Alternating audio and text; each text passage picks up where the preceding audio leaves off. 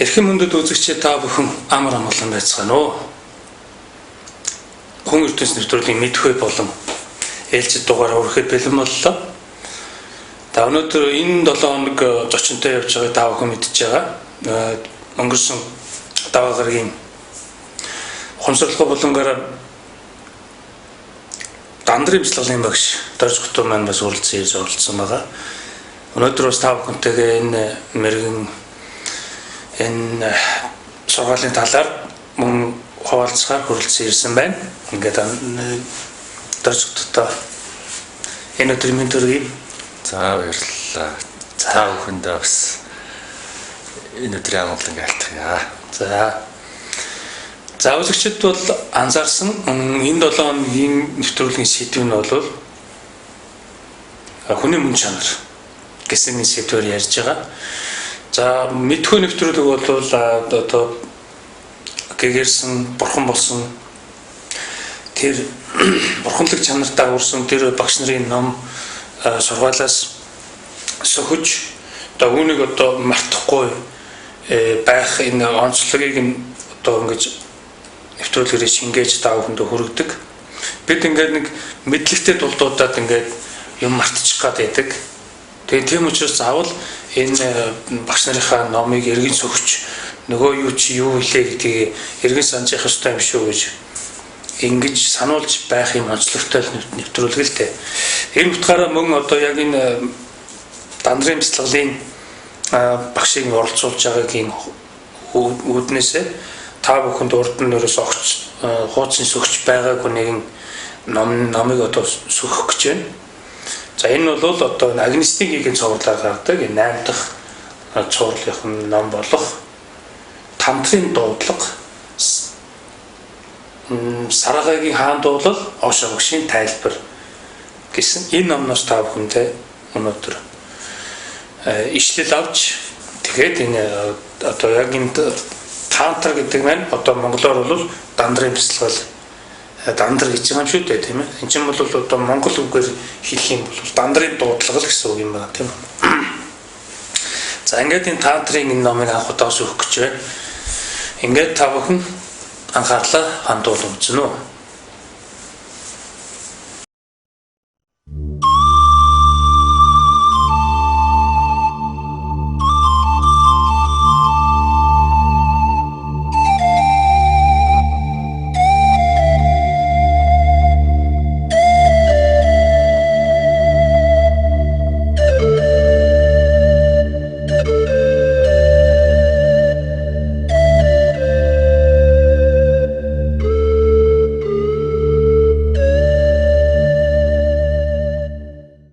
За энэ Тантрын дуудлага юм номноос ингээд сөхий. Тэгээд хоёлаа энэ номон дээрээс үүдээд энэ үг өгүүлбэрийг тайлбарлах маягаар гэх нэвтрүүлгээ явуулж идэг хөө. За тэгээд энэ одоо манай энэ дээр 7 хоногийн сэдвтэй маань авцалдж जैन гэж үзээд нэг гарчиг нь би сонгочод байна л да. 2 дугаар бүлэг буюу мөнхийн аршаан чинеф гэдэг энэ бүлгийг нь сөхөд ингээд уншиж байгаад тэгээд ингээд ярилцъя. За бүх юм хойрч өөрчлөгддөг. Гераклитийн зөв. Нэг голын усанд хоёр орж чадахгүй. Голч өөрчлөгдсөн, чийж өөрчлөгдсөн байдаг. Бүх оршихуй ийм л агшин зургийн урсгалаа. Нэгэнт улирсан агшин эргэж хизээч ирэхгүй. Гэтэл өөрчлөгдөх юм үгүй. Оршихуй бол хувиршгүй мөнх. Парменидийн зөв. Энэ нарны дор шин юм гэж үгүй. Нар ч гэсэн хуучин бүх юм хизээнээсээ бууй. Бүх юм хизээнээсээ бууй. Чи өөр голд орлогооч адилхан усанд орж байгаа юм гэж Парменид хэлдэг. Өчигдөрч байна уу, маргааш байна уу, сая жилийн дарааш байна уу? Ус бол ус. H2O. Энэ усны юм хэлсэн байл та. Хэвээрээ гэдэг. Чи хүүхэд байсан дараа нь идэр залуу болсон тэгээд өтөл төгшөрсөн энэ бүхнээ санаж байна. Хэн санаад байгаа юм бэ? Хүүхэд нас, залуу нас, өтөл нас ирж буцаж байгаа хэн гэрчлэн вэ? Чиний дотор хууршгүй өдөлшгүй тогтмолын элемент байна гэсэн үг ээ.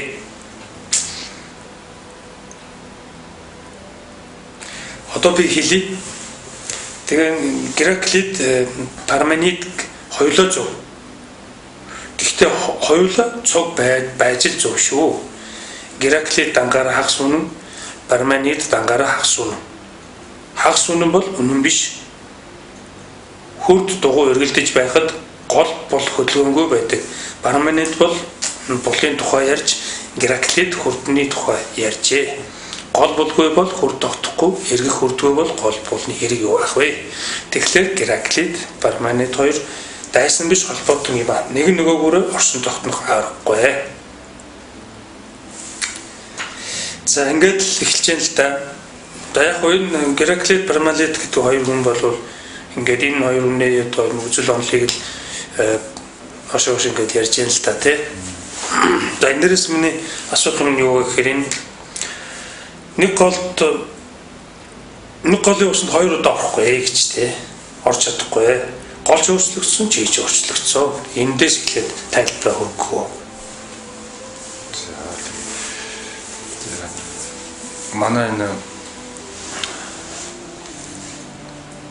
Дандрын дуудлага Агнестийн гэгээ цувралыг эрхэлж байгаа одоо хүмүүст одоо Бадрал багш өдөртөө маш их талархснаа илэрхийлье. Юуны юм.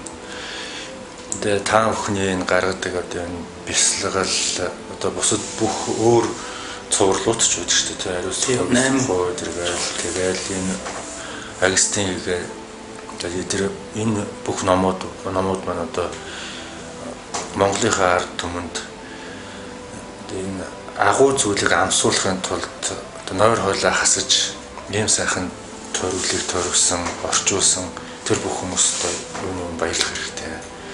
За тэгээд энэ Ошо багш маань болохоор бол одоо Дандрын ёсны агуу их багш. Тэгээд бид нар болохоор Ошо багшигаа энэ бомбын ерөн майдрын ернийг одоо ухтаж төрсөн майдрын нэг хувилгаан дээр гэж одоо шүтэж явдаг.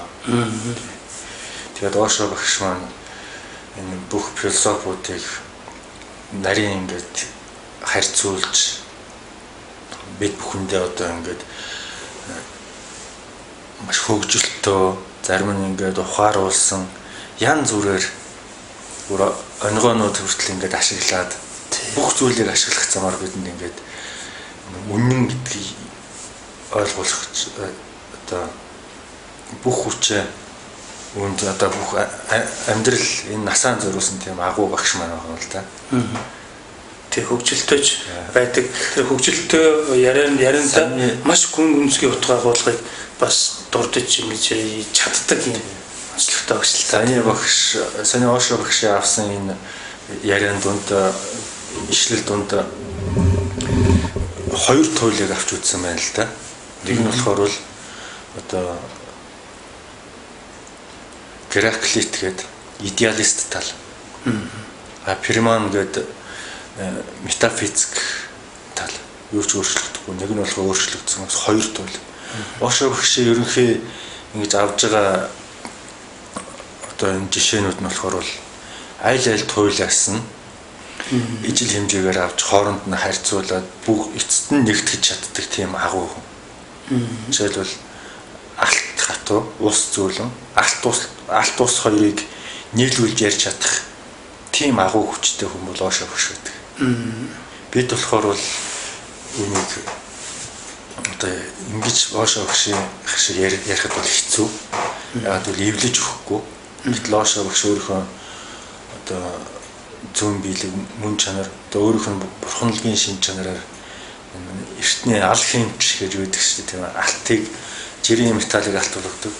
Тийм иж шидийн одоо энергийг эзэмшсэн хүн учраас тийм түүнтэй тэнцэх гэж хэлэх юм бол да тэнцэх иж шидийн тийм энергийг эзэмшсэн учраас хоёр өөр туйлыг ингэж нэгтгэж чадчихна. Ингээд сүүлд нь эцэст энийг нэг болгож чадчихна тий. Энэ хоёрын зөв гэдэг нь үнэн. Яагаад гэвэл за бүх юм өөрчлөгдөхгүй гэвэл бүх юм өөрчлөгдөв. Цаг хугацаа тутамд тий өөрчлөгдөв. Яагаад гэвэл энергиээс үүссэн учраас. Энерги чинь хуримтгай чанартай. Бас л одоо бидний дээр өгүүлсэнчлэн энерги бол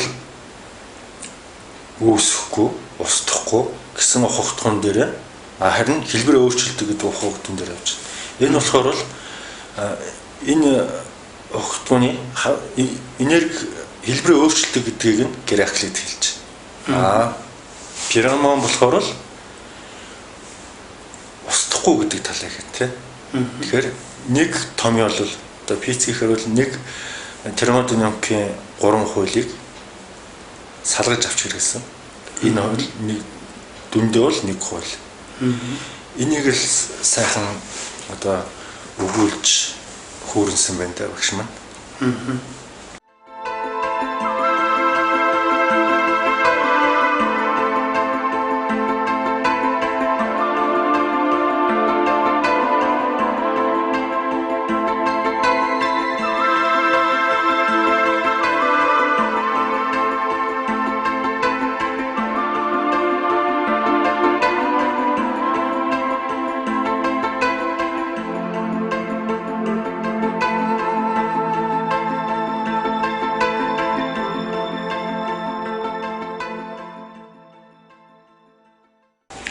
За одоо бүх юм энергиэс үүссэн учраас энерги тогтохгүй. Ягаад гэвэл өчүүхэн энергич байсан, их энергич байсан эцэст одоо монголчуудын хэлдгээр хурсны эцэст өгүүрдэг жамтай тий.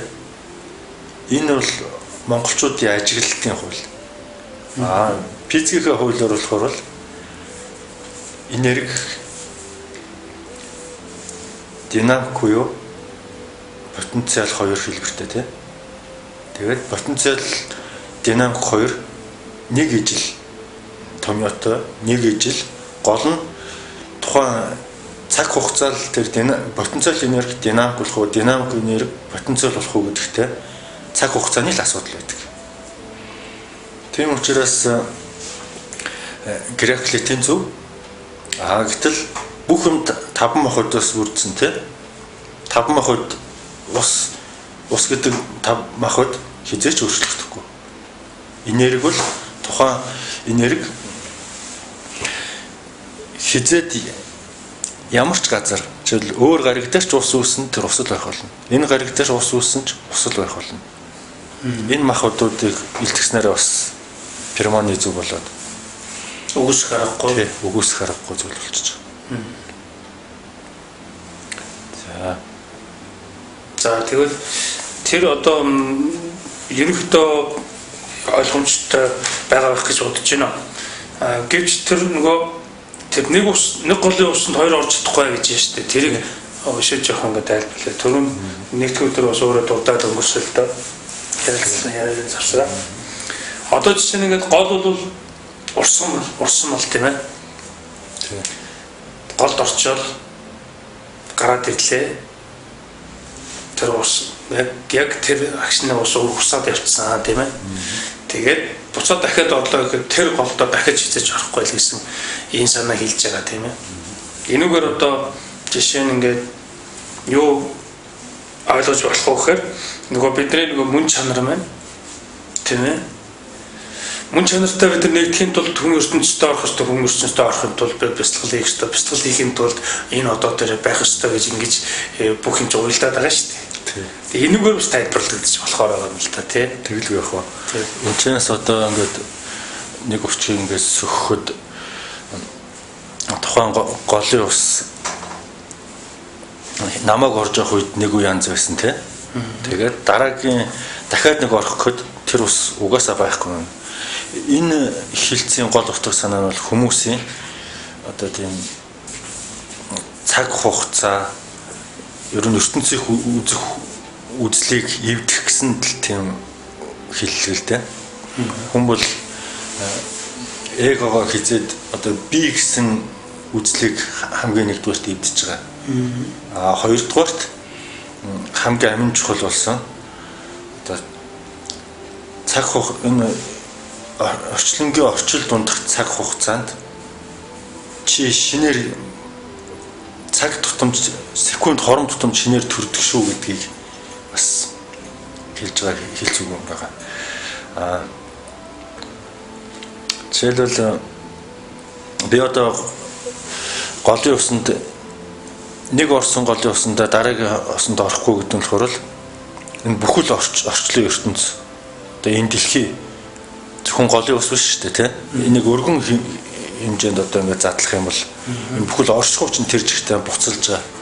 Жишээл одоо тогоон дотор ингээд буцалж байгаа бас ямар хэмжээ одоо тийм үзэгдлийг үзүүлэх вэхээр одоо энэ буцалж байгаа усан дотор жишээл энэ ч нэг сүү тусахад тэр усны молекулууд ямар нэг одоо эмх замбраагүйгээр одоо ингэж хөөгөөд тэрийг тоогоор одоо тэр бүх молекулыг задлж тараа штэ тийм ээ. Энэ үзэгдэл чинь угаасаа голын урсац гэдэг урсах гэдэгтэй дүүж байгаа. Энэ бас одоо ингэ цаг хугацааг бас төлөөлнө. Цаг хугацаа урсаа авчна. Тэгээд тэр цаг хугацаа дахиж хизээч хийхгүй. Тийм баян хөдөлгөөнд байдаг. Тэгээд энэ ус хизээч ямар ч үед одоо би усанд л орно гэж хэлжсэн шүү дээ. Перман нь болохоор бол тэр нь болохоор бол энэ амьдралын ерөнхий мөнхийн шинж чанар тий. Одоо ингээд ийм оршихуй ертөнцийг бүтээлээ. Тэгээ хизээч ирсэн энэ үргэлжилсээр л байх болно гэдэг бас нэг утгыг гаргаж байгаа болов уу гэж бодож байна л да. Тийм ээ. Та намайг цааш нь ингээд үргэлжлүүлэх мөн шиг ямар нэг зүйлийг илэрхийллээ гэхэд сайндаа хугас үнийг илэрхийлэх болно. Бүхэл үнийг илэрхийлэх боломжгүй. Бүхлийг илэрхийлэх гэвэл бүх үгч нь хоорондоо зөрчил гэж таарна. Галзуу солиотой хүний үг шиг Махавир тийм байсан. Бүхэл үннийг илэрхийлэх гэсэнтэй тэр 7 гишүүд загвар гаргасан юм. Нэг санааг 7 янзаар илэрхийлэл бүр нь өмнөхөө үүсгэсэн байх ёстой. Үүний дараа нэг төгс илэрхийллээ гэж үзнэ. Гэвч тийм төвний жоохон юу хэлээд байгааг ойлгохгүй үлднэ. Тэгвэл өөр нэг боломж бий. Тэр бол Буддагийн үг дуугүй байдал. Юу ч хийж чамд хэлсэн хугас үнэн учраас чимээгүй байсан нь дээрээ. Яг тэгвэл хугас үнэн аюултай тэрээр оршихуйг тогтмолж гэж хэлэхгүй, урсгалж гэж хэлэхгүй. Чамайг мөнч хийхгүй, биш ч хийхгүй. Ямар нэг юм хэлэх юм бол туушрал үүснэ.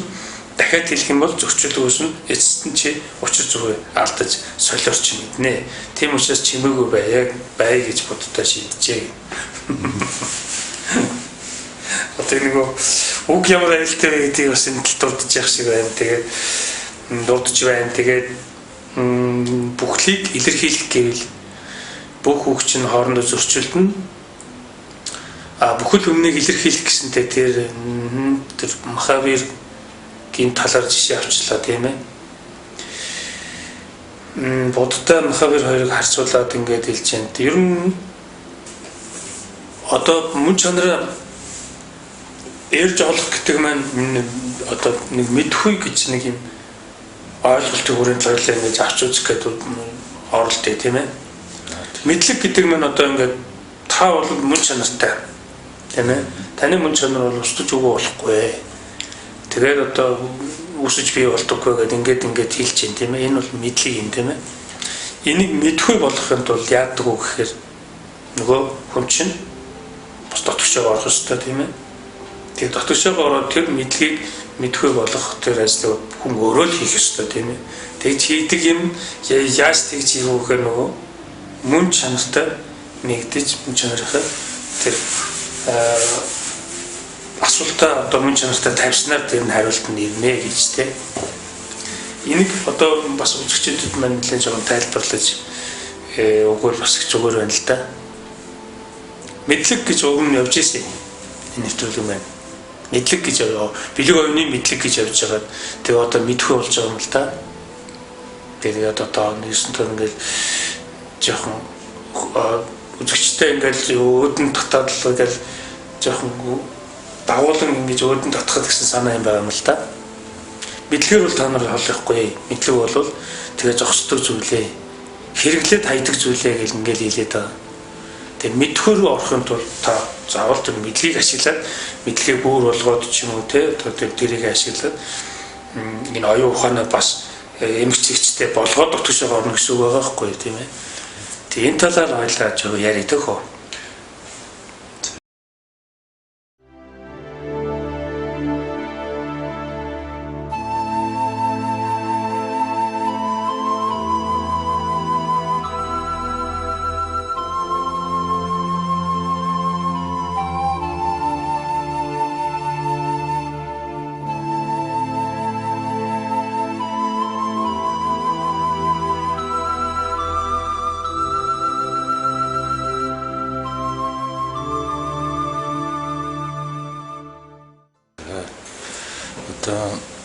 Бурхан багш хэлсэн үг гэдэг л да.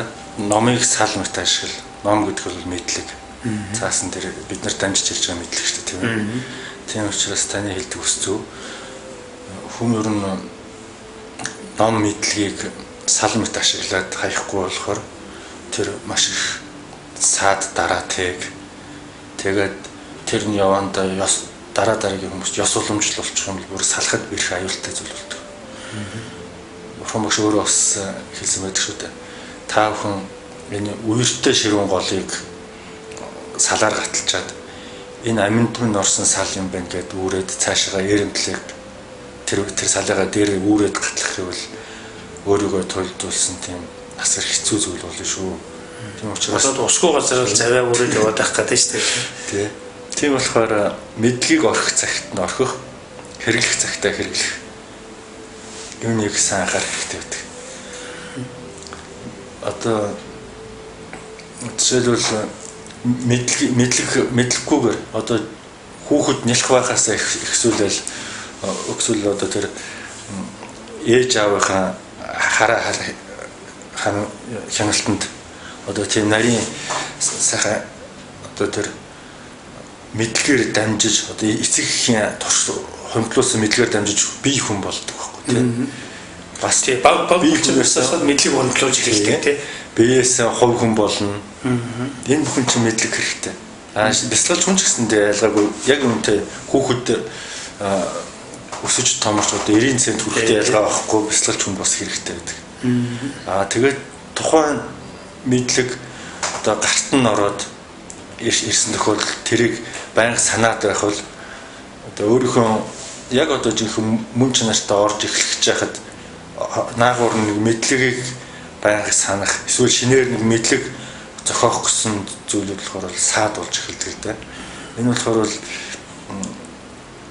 шижир тунгалаг одоо мөн чанартайгаа яг одоо цагтаа хамт байхад тэр мэдлэгч болохоор өнгөрсөн эсвэл ямар нэгэн орчинд нөхцөлдөж бий болдог байхгүй юу? Тийм. Жишээлбэл халуун орчинд би яах вэ гэж чинь 1000 хүн мэдлэг шүү дээ, тийм ээ. Усаа шавших, ус олдохгүй яаж ус болохоос ахгүйл тэр 1000 хүн мэдлэг чинь тухайн агшиндаа хэрэглэгддэг болохоос биш шижир тунгалаг мөн чанартай ороход тэр мэдлгүүд маань жоохон саадаараа болж эхэлдэг. Гэтэл одоо бусад шашин ялангуяа одоо буддийн шашинд болохоор бол шашин гэж үүсгээд тэрний одоо хуврагуудыг бий болгоод тэгээд орхигдсон байдаг. Тэгээд бясалгал йог хийгээд тэр дундаас манай ламнаар тэгээд бусад одоо шашны ламнаар ч гэсэнтэй одоо мөн чанартайгаа нэгдэж одоо тэр гэгэрлийг олдог байхад зарим хэсэг нь болохоор бол яад вэхээр одоо зүгээр л хашаанд ном бичгээд орхигдсон шиг болоод тэрэг ном зохиодог. Бүр одоо яг одоогоор анхлан орж байгаа шав бол за нэг насаараа үзээч барахааргүй асар том хөлгөн судруудыг зохиоцсон гэдэг. Тэр агуу хөлгөн судруудыг юуны тул зохиосон бэхээр тухайн шашны тэр хүн өөр хийх ажилгүй болцсон тий. Тэгэл ном бичиж яадаг, мэдлэг түгээж яадаг. тэр анхлан суралцагчид маш их хэрэгтэй л дээ. Тэгээ яванд энэ гүнзгий шатанд орохоор тэр орхоод явж явах хэрэгтэй. Орхих хэрэгтэй зүйл болчиход байдаг. За тэгээд тухайн хүн мэдлэгийг ингээд ерөнхийдөө дээд шатанд орсон ч гэсэнтэй одоо ямар нөхцөлд ургаж гарч байгаас тухайн үед одоо ямар нөхцөл болгон одоо амьдралын хэлбэр болгон өөрийг гэсэн давах тийм зовлон давах арга зам байдаг шүү дээ тийм ээ. Тэр арга замууд тийм байдгийн нэг адил дээд шатанд ч гэсэнтэй баг гэсэнтэй өөрийг гэсэн зовлон тасраагүй л үүж идэг. Тэрийг давах арга замууд нь болохоор бол гарч ирдэг. Тэгээд дээд шатны бяцлагчид болохоор бол тэрийг дотор өөрийнхөө мэдлэгээс авчаад одоо давдаг. Тийм болохоор тухайн хүний ашигласан одоо тэр зовлон давхад ашигласан тэр түлхүүр маань өөр нэг бяцлагчид огт хэрэггүй мэдлэг байх талтай.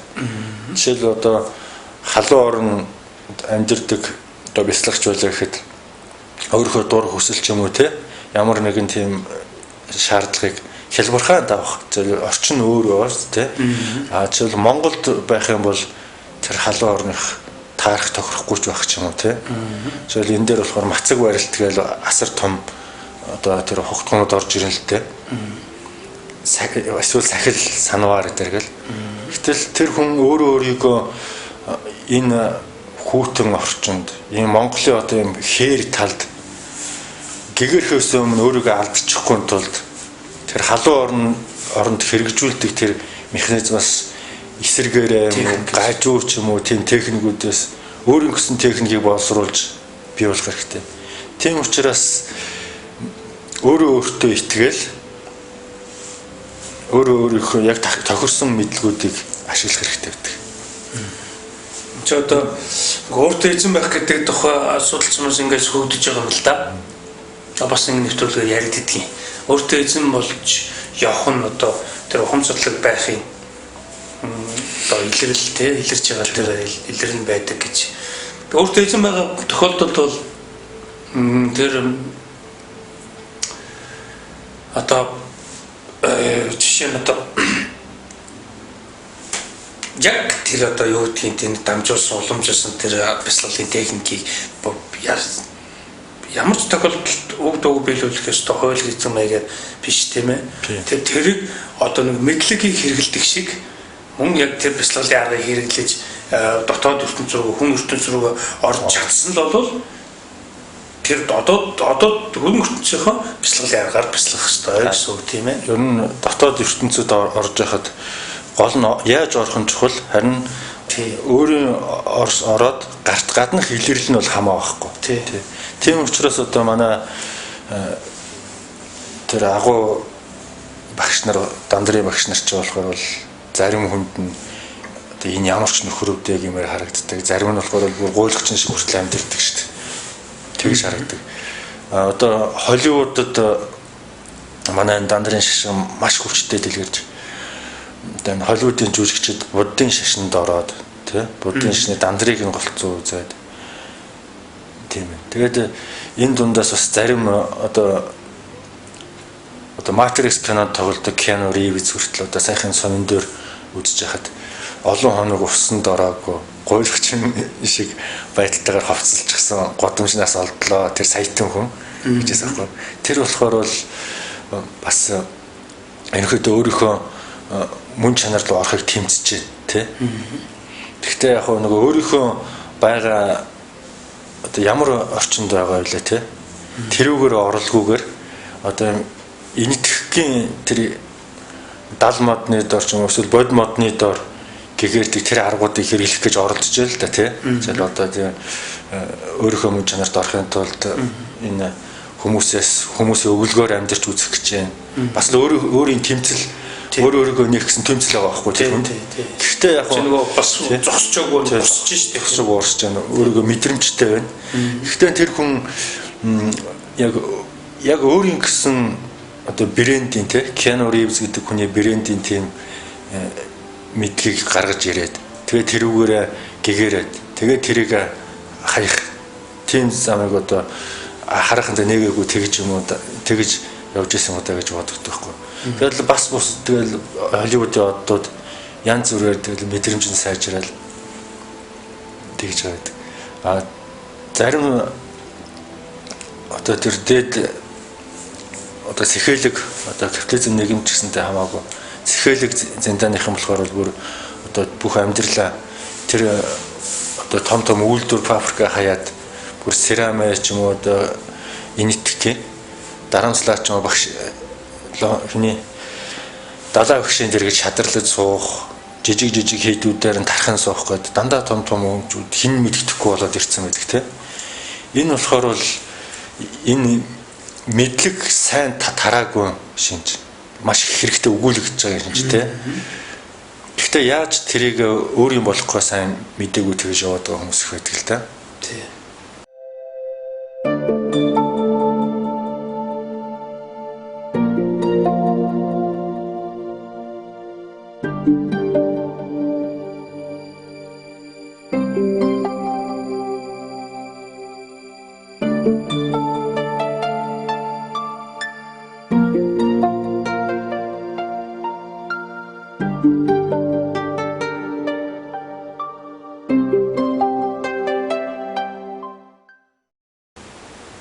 Ерөнхийдөө ингэж тайлбарлагдаж болно тийм ээ. Тэгээд нөгөө манай үзэгчид санаж байгаа байх тэр одоо ингэж хүн ертөнц рүүгээ ороход ойлгох төвчнөр ихлэд орчдгоо гэдэг. Ер нь тэгж ярьдаг юм л да. Тэгээд тэр нь болохоор нөгөө мэдлэгээс мэдхүг дамжаачууд нь ойлгох төвшин гэсэн юм руу орж байгаа гэж байгаа юм л да. Тэгэнгүүт нөгөө чинь ойлгож байгаа тийм ээ. Ойлгож байгаа. Одоо мэдлэг биш тэр бол ойлголт болоод ирлээ. Тэгэхээр ойлголт болоход нөгөө мэдлэг чинь тэр ойлголтод чинь зууралдаад тэг ингээд самууруулга төөрөлдүүлэх юм болоод идэв шүү. Тийм учраас хүн ертөнц рүүгээ ороход хамгийн төөрөлддөг хамгийн самуурдаг юм чинь өөрөө дотор самуурдаг өөрөө дотор төөрөх бий гэж болгоомжлуулж ингээд сануулж хэлдэг л дээ. Юу их хөрнөн бяцлаглалын арга сонгоод ингээд амьдрал бяцлал гэдэг чинь мэдрээд ингээд явж байгаа хүмүүст энэ анхааруулж ингэж хэлдэг. Тэр нь ингээд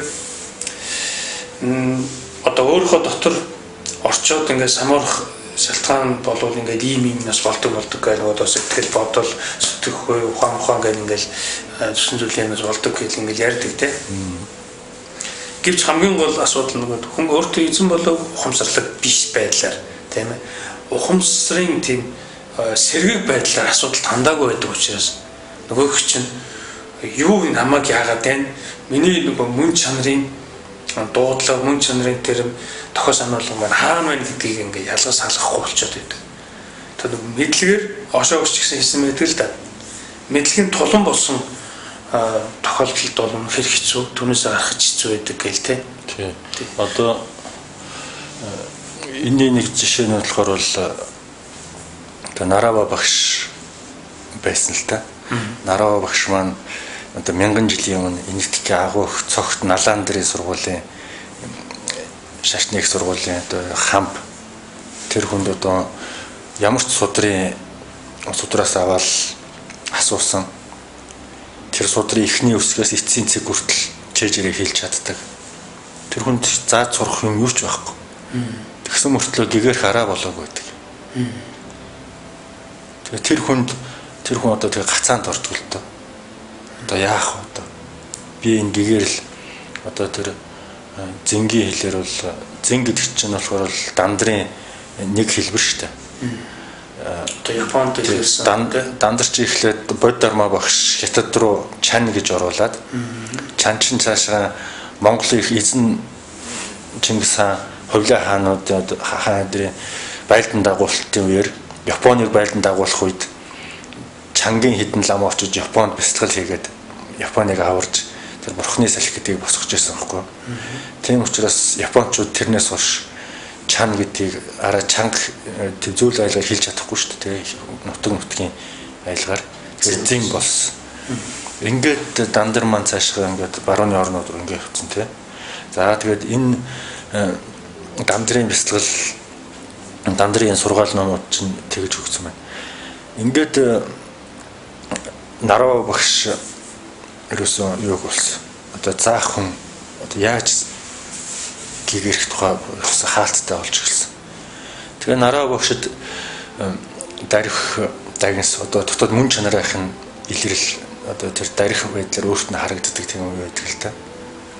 Шинжлэх ухаанд болохоор өөр өөрийгөө харах байдал ч юм уу өөр хүний харах байдлыг өвчин маягаар үздэг шүү.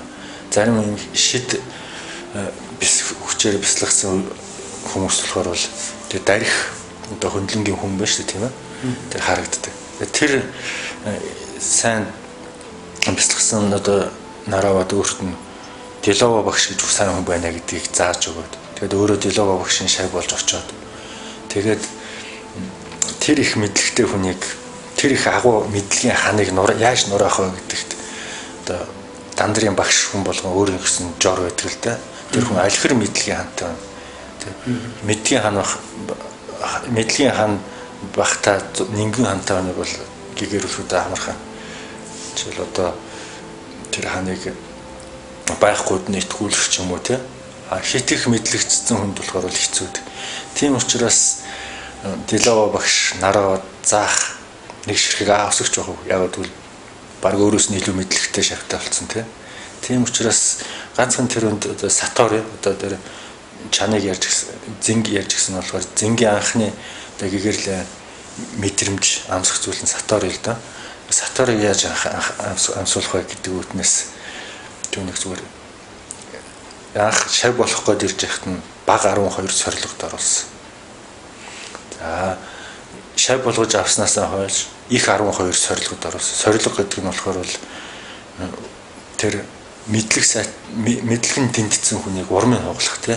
Чиний мэдлэг одоо яг миний ертөнц миний орчинд орж ирээд юу юм бэ гэдгийг багш тэр нараа багш өөрийнхөө орчинд одоо өөрийнхөө мөн чанарт тэр өөрийнхөө дотоод ертөнцид оруулахаар шал ертөнцид хүчирж байгаа хгүй. Тэр номон дээр бичижсэн, уншижсэн биш. Ингээд нараава яасан гэхээр Делова багштай учирсан анхныхаа өдрөөс л тэр өөрийнх нь мэдлэгийн үгүйсгэл яг цаана Делова багш зөвшөөрж л да тийм ээ. Гэхдээ тэр хүнийг чөлөөлөхийн тухайд тийм урмын хугалтын байдалд оруулж эхэлсэн л дээ. Тэгэд асар их зовлон үзсний эцэст энэ дотоод мөн чанар гэдэг чинь одоо бүхнийг алаг үзэхгүйгээр хайрлах юм байна. Мөн зорилго. Би зөвхөн энэ дотоод мөн чанартай шингэж ижил гэгэрэл гэдгийг мэдэрх юм байна. Хайр гэдэг бол бүх зүйлд байд юм байна гэдгийг урмаа хугалуулж олж үзсэн байхгүй юу? Тийм болохоор мэдэх гэж их зовсон, тэрнээс салах гэж их зовсон. Тийм учраас одоо энгийн бяцлаж эхэлж байгаа хүмүүс болохоор бол ерөнхий энэ мөн чанарынхаа карказыг одоо Оошо багш ч юм уу одоо Шири Чимо багш ч юм уу Шири Рави Шанкар гэл одоо урч ариавлын бяцлаглын Чинхаа багш ч юм уу тэдний сургаалаас ерөнхий карказаа олж аваад тэгээд өөрийнхөө биеийг номын бие болох хэрэгтэй байхгүй. Ингээд энэ номын биеийг олохыг чинь маш эртнээс одоо нэгэд байгаа юм шиг л те. Тэр чинь одоо санскрит хэлэнд бол Дармакая гэж ч юм л да. Одоо монгол хэлээр болохоор л мөн чанарыг бүхэн шингэсэн номын бие гэдэг юмыг олох гэдэг. Ингэж номын бие өөрөө олоод мэдлэгийн зөв чиглэлд нь ашиглаад орхих цагт нь орхиод дараагийн мэдлэгийн бүхэд суугаад ингэж орхиж явдаг. Гэтэл одоо манай одоо шашинд ерөөхдөө шашныхын ч гэсэндээ мэдсэн байдаг л да. Жишээлбэл одоо богд багш одоо 8 дугаар богд маань ингээд 4 уулын санг ингээд уншаал энэ 4 ууландаа хүчнтэй байх юм чинь өөр нутгийн овон дээр унших юм бол тэр нутгийн уул ус нь хүлээж авдаг байдэргээл те. Энэ мэтэр зөвхөн тухайн орчинд үйлчлэгээтэй тийм номлолуудыг гаргаж ирсэн. Ерөнхийдөө анхлан суралцж байгаа одоо энэ бяцлагч бай, шашныхын ч бай ерөнхийдөө анхны шатных нь юмтай тийм ингээл ноцолтчдаг. Тэгээ сүүлдээ тэр нь болохоор зүгээр л нэг хүний өөрийнхөө проблем эсвэл хэн нэгний проблемыг одоо тэр гэгэн зүгүүд цагаан зүгүүдийг ашиглаж дарж өгдөг тийм гүрмэл хийдэг хүн болчих гээд байдаг байхгүй. Тийм учраас засал хийдэг гүрм хийдэг болчих гээд. Тийм учраас тэр засал хийж байгааг чинь номон дотор болохоор бол анхны суур мэдгэдэгхүүнүүд нь байгаа. Тэрийг хэн ойлгодог вэхээр бясалгал хийж байгаа би ч ойлгохгүй. Тэр чинь эртний хэллэгээр өчгдсөн тийм болохоор тэрийг нарийн биетэнгүүд их сайн мэддэг. Тийм учраас тэр үнд баясдаг миний уншсан номонд. Тэгээ би юу ч мэдэхгүй ингээл уншиж чинь. Тэгэнгүүт одоо биднийг тоороо лата 5 тэнгэр, ла 5 тэнгэр мэтийн тэнгэрүүд баг шүү дээ тийм ээ. Тэр чинь баясаал энэ номыг уншуулахад одоо энэ зэд барьсан мөнгө төгрөг өгсөн одоо энэ зовлонтой хүнд одоо туслыг ингээл тусалчдаг байхгүй.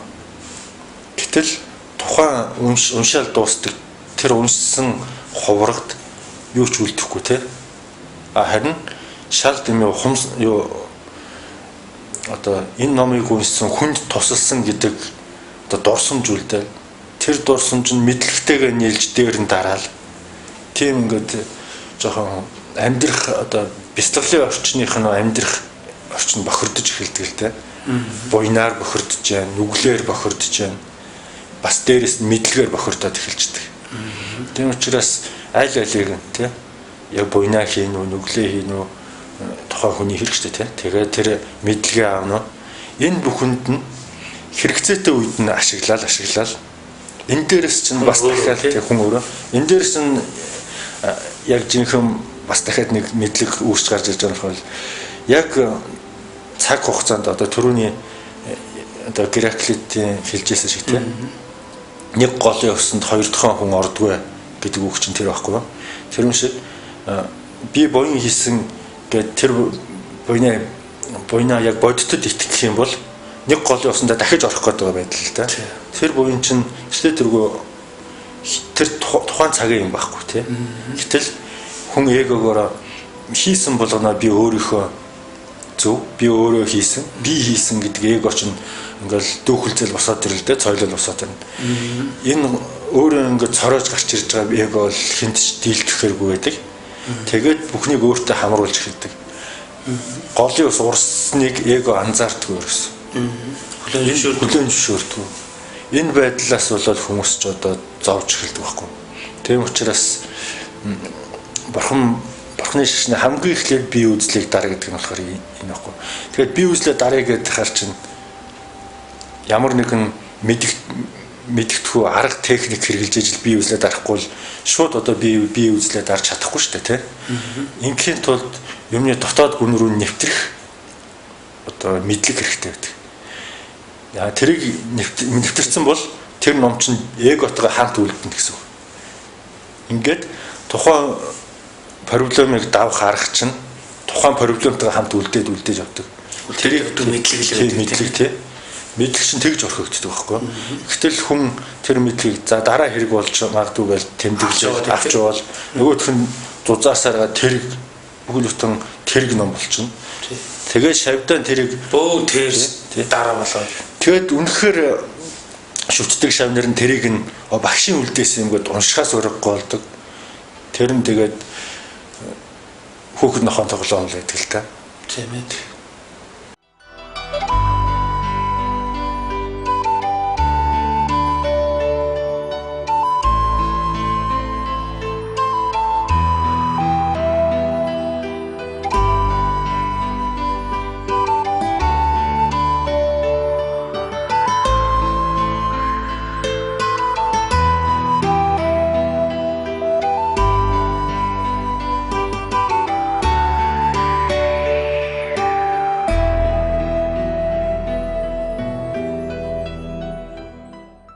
Тэгээд өшөөнийг асуух юм гэхээр энэ нэгэн тийм мэдлийг олгож байгаа юм чинь мадрийн эрен гэдгийг нэг жоохон тайлбарлая. Мадрийн эрен гэдэг маань одоо манай хүн ертөнц нэвтрүүлгийн зүгээс ярьдаг нь бол одоо тэр ухамсарын өндөр түвшинд өргөгдсөн эрен бид нар амьдарч байна гэж хэлдэг юм л да. Тэгээ энэ маань одоо тэгээд нөгөө мадрийн эрен гэдэгтэй яаж уулзахаар байна уу гэдгийг тайлбарлавал. Мадр бурхан гэж одоо анхны бяцлагч Матрия гэдэг бяцлагч байсан л да. Тэрийг бурхны одоо нэг дүр гэж үздэг. Энэтхгийн нэг ойд тэр хойд мужийнх нь ойд амьдэрдэг байсан нэг бяцлагч байдаг. Тэгээд ном зохиолд тэр Матрийн тухай бичсэн байдаг л да. Ингээд тэр хүн бүхнийг хүлээн зөвшөөрдөг тийм сайхан бяцлагч байсан. Тийм учраас тэр хавийн одоо ядуус тэгэл нохоо шувуу хүртэл тэр хүн дээр ингээд цугултарсан. Тэгээд өөрөө нэр хүндтэй учраас өглөг их хэрдэг, хоол ундны өглөг хэрдэг. Тэгээд дундаа нэг идэвхтэй. Тэгээ Майдер маань хоолоо эхэлж өөрөө идэж амсчаад тэгээд бусдандаа ингээд таруул нэг тэр нохоо зохио өдөртөө ч одоо нэг цавнаас хоолчдаг. Тийм нэг тооноос хоолчдаг. Тийм хүн байсан. Тэгээд тэр бурхан маань одоо энэ жанраас одоо энэ явж байгаа чинь жанрасгийн одоо даасан яринчтай загас нэрэ одоо энэ өнгөрч байгаа. Жанрасыг бурханы бүрэлбаа хэмбэ гэхээр далаалам гэж явдаг. Одоо энэ дараагийн жишээлбэл дараа далааламыг тодруулна гэвэл хэлбэрээ одоо агуулгын хувьд Матрийн төлөөлөл болж явах ёстой л доо. Ингээд явдаг. Тэгээ Матер маань яг энэтхэхээр юу гэсэн үг вэ? Матрия гэж ив хамтих гэсэн үг. Одоо энэ ёс маань болохоор бол ив хамтын одоо ирэн болж эхлэх юм. Бүгдээр гэгэрвэл бүгдээрээ гэгэрнэ. Унвал бүгдээрээ унна тий. Одоо унна гэж явах бүгдээрээ гэгэрнэ. Тийм учир өрөөлтөө.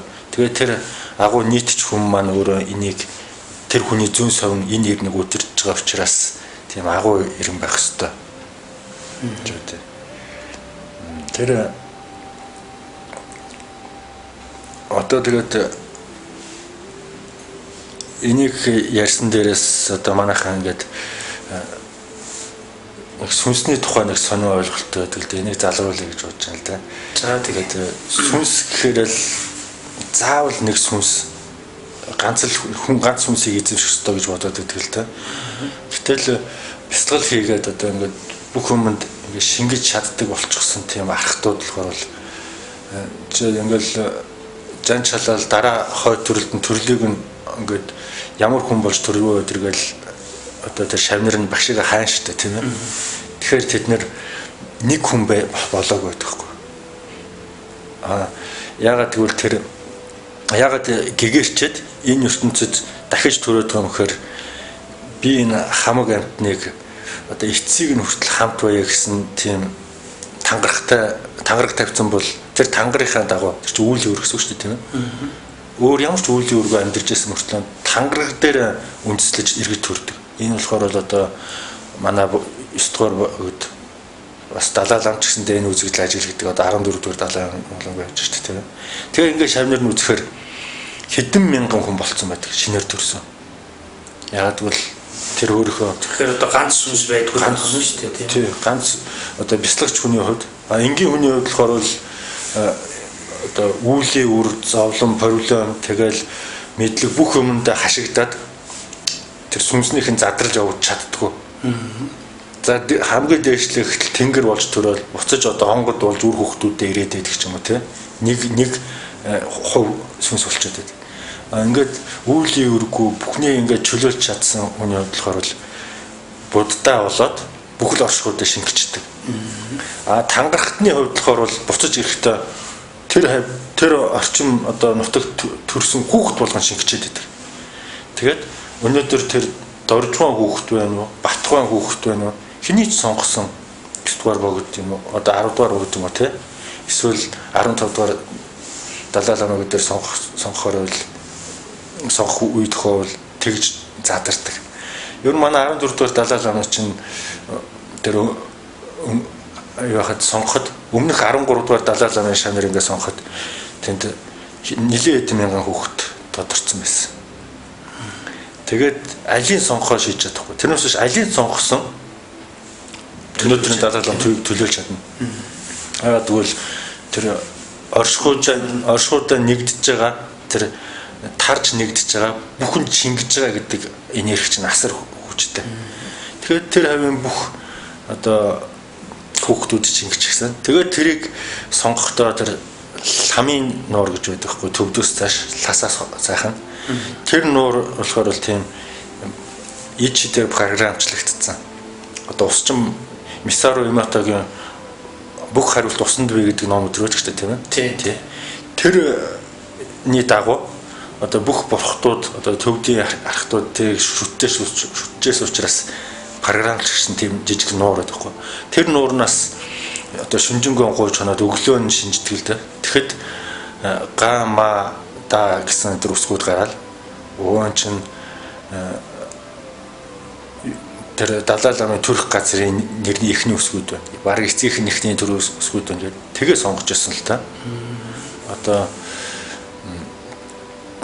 ингэж сонгодог байхгүй. Тэгтэл одоо энэ манай стуурогд одоо хойдор одоо гарч байгаа бүх хүүхдүүд шин. Ягаад гэвэл тэр энгийн хүн биш байсан. Агуулх бясалгалтай байсан тий. Бид нар мэдэн шүү дээ тий. Одоо 28 оны үед тэр энийг мэдэхгүйгээс болж их сонь юм яриад байдаг хүмүүс. Одоо тэр 20 оны үед чинь Монголд нэг дөрн байсан юм лээ. Тэгээд улаан ногоо малгайтнууд аваад алгуулчихсан юм аа. Наад төвдий чинь наад лам чинь биш тэргээд ярьдаг. Энийг ойлгоогүй тий. Яг тэгвэл тухайн бүс нутаг тий. Хятад төрлөдөө тийж ярьдаг л да. Төвд Монгол, Хятад энэтхэг гурван одоо энэ бүс нутагт одоо энэ Төв Азийн бүс нутгууд нутагт одоо 8 дугаар өгд маань задраад таран байлсан байх нь одоо тийм шингээд тэр шингэсэн нь бүх хүүхдүүд шингээд хэний сонгосон болохоор болсон байхгүй. Тэгээд яг Монголд нэг хүүхэд хідээ үзүүлээд эхэлснийг нь ногоо малгайтууд барьчих. Төвдийнхийг болохоор л хинч бариагүй том болчих. Тэгээ бусад нутгуудаар төрсөн. Одоо та бид нар ч гэсэндээ тэрний хойтын дүр ч юм уу те. Бүгд одоо Монголд яар шингэсэн байж магадгүй. Тийм байдаг. Ер нь стуурбогцтой ирээд хувилгаанаараа ойролцоод хүмүүс одоо ч гэсэндээ өгчүүл амьдарч байдаг байхгүй. Би тэгээд энийг стуурбогдын нэг дүр юм да. Яг төвд хүнийг бид нар шүтсэн ч гэсэндээ те. Ингэж одоо задрлын хууль одоо хувь сүнсний задрлын хуулиар ингээд харсан. Гэхдээ тангарахтан биш байсан бол Монголд хайртай биш байсан бол тэр хүн бүх дэлхийд ингээд задарч штэ тийм. Тэгэхээр тэр хүн зөвхөн Монголын төлөө гэсэн зүрх сэтгэлтэй учраас тэр хүн татагдах юм байсан учраас ингэж төржөө гэж би боддог байхгүй. За ингээд энэс хойш хотготнуудыг хин нэгнийг сонгосон ч гэсэнтэй тэр хүн хинч алддаггүй. Ягаад гэвэл тэр хүмүүс хэрвээ тэрүүнтэй өрсөлдүүлэх хүүхдтэй бол тэр чинь ч мөн. Тэрэн дээр огт санаа зовох хэрэггүй шүү гэж энэ боломжийг ашиглаж хэлмээр байна л да. За тэгээ мэдлэгөр байна.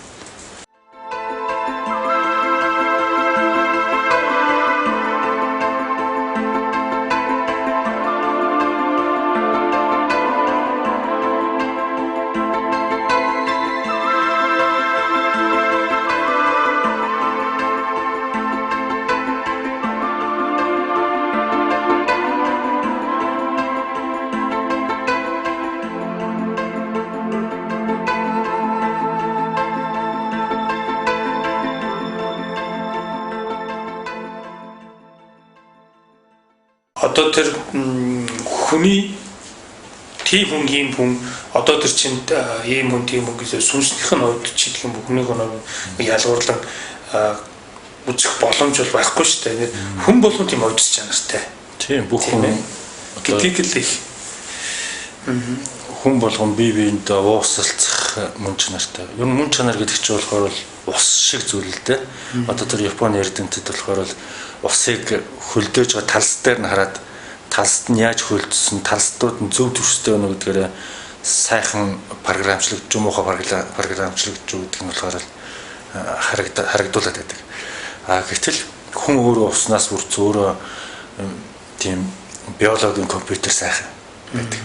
Тэгэхээр хамт амьдарч байгаа хүн бие биедээ уусалцсан, нүрийнхэн төрх нь өөрчлөгдөж, ижилсдэг гэдэг тийм шинжүүд байдаг тийм.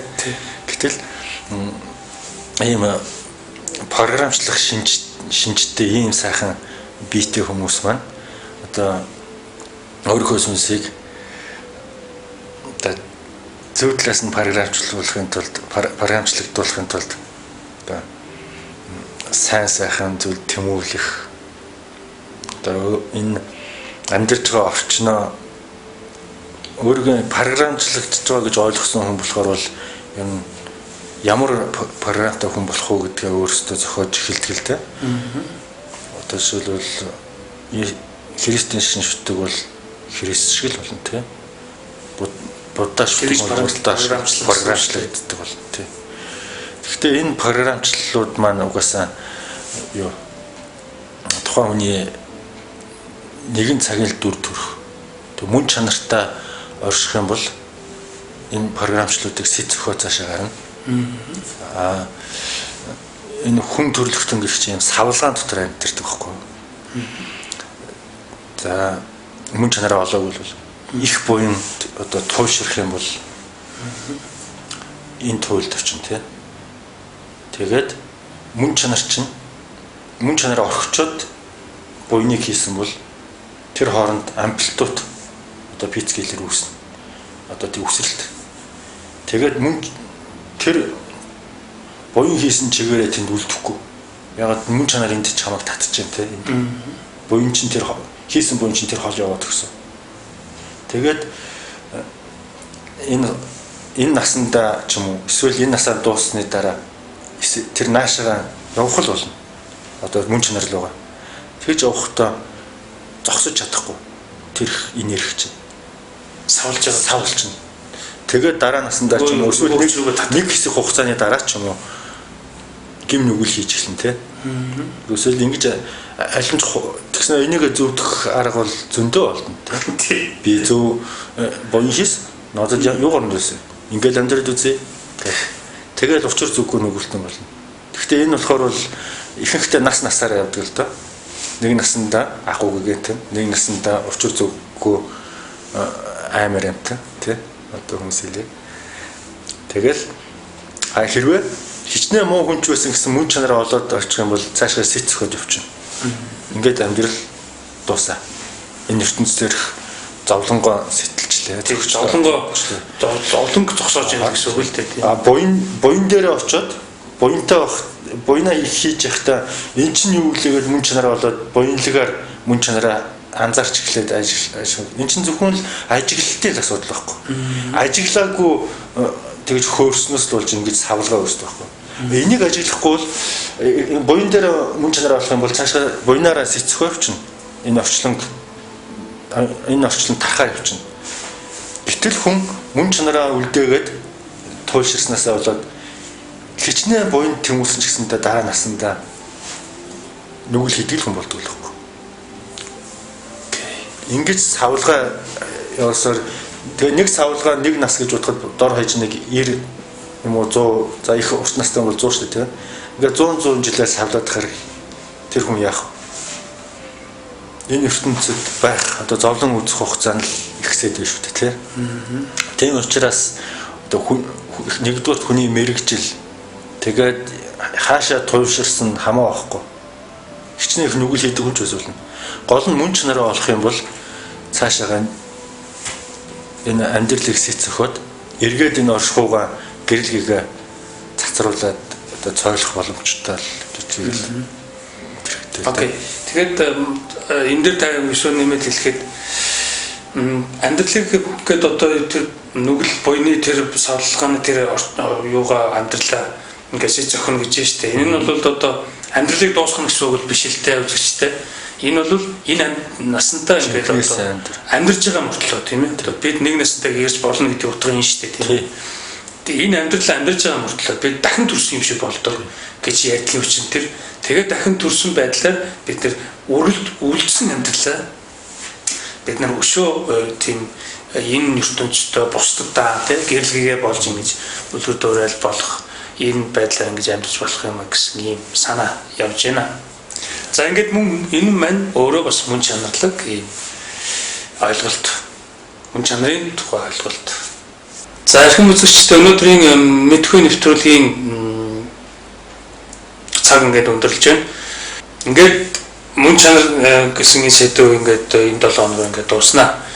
За дараагийн 5 дахь өдөр мөн энэ сэдвээр иргэн уулзлаа. Түр баяртай.